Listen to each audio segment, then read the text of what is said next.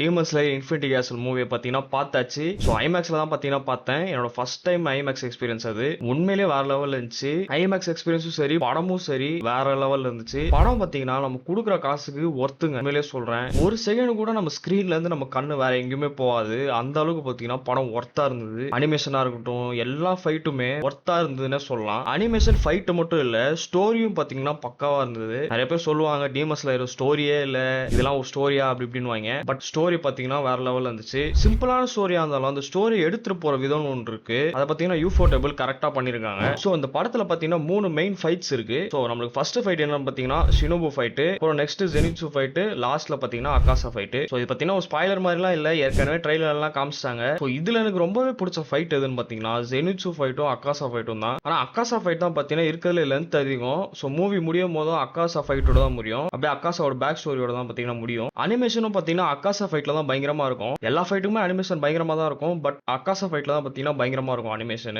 எனக்கு ரொம்ப பிடிச்ச ஃபைட் பாத்தீங்கன்னா ஜெனிட்சு ஃபைட் தான். சோ ஏன் அப்படி சொல்றேன்னு பாத்தீங்கன்னா ஜெனிட்சு பத்தி நம்ம எல்லாருக்குமே தெரியும். எப்பவுமே அழுதுகிட்டே இருக்க ஒரு கேரக்டர், எதை பார்த்தாலும் பயப்படுற ஒரு கேரக்டர் தான் ஜெனிட்சு. பட் ஒரு அப்பர் மூன் டீமன் கூட தூங்காம சண்டை போற ஜெனிட்சு வந்து நம்ம இப்பதான் பார்த்திருப்போம் இந்த மூவில தான். அதுவும் பாத்தீங்கன்னா சோலோவா நின்னு சண்டை போடுறான் ஜெனிட்சு இந்த படத்துல. அதனால தான் பாத்தீங்கன்னா இது எனக்கு ரொம்பவே பிடிச்ச ஒரு ஃபைட்னு சொல்லலாம். சோ ஷினோபு ஃபைட்டும் நல்லா தான் பாத்தீங்கன்னா இருந்தது. ஷினோபு பாத்தீங்கன்னா டோமா கூட சண்டை போடுவாங்க, நமக்கு தெரியும் அது. பட் ஆனா இந்த ஃபைட்டை பாத்தீங்கன்னா ஒரு ஃபுல் ஃபைட் கிடையாது டோமா கூட ஃபைட் பண்றது.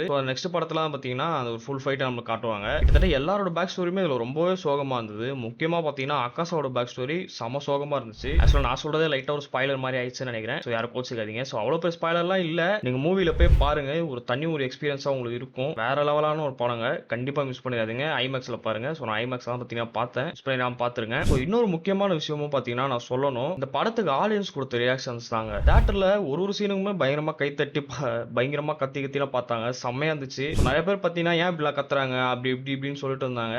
நம்ம ஊர்ல தாங்க, நம்ம ஊர்ல கத்திட்டே பார்த்தா தான் அது ஒரு தனி எக்ஸ்பீரியன்ஸ். கத்துறது வந்து படம் ஃபுல்லா கத்துனா வந்து அது ஒரு வெறுப்பு தான் ஆகும். பட் ஒரு சீனுக்கும் ஒரு வேற லெவலான ஒரு சீன்ஸ்க்குலாம் கத்திட்டே பார்த்தா அது ஒரு வேற லெவல்ல இருக்கும். ஸோ அதான் பாத்தீங்கன்னா நான் சொல்ல வரேன். நீங்க டீமன் ஸ்லேயர் படத்தை பத்தி என்ன நினைக்கிறீங்கன்னு கமெண்ட் பண்ணுங்க. பாத்துட்டீங்கன்னா படம் எப்படி இருந்துச்சு உங்களோட ஒப்பீனியனே கீழே கமெண்ட் பண்ணுங்க. ஸோ இந்த சேனலை மறக்காம சப்ஸ்கிரைப் பண்ணிக்கோங்க. இன்னொரு வீடியோல பார்ப்போம்.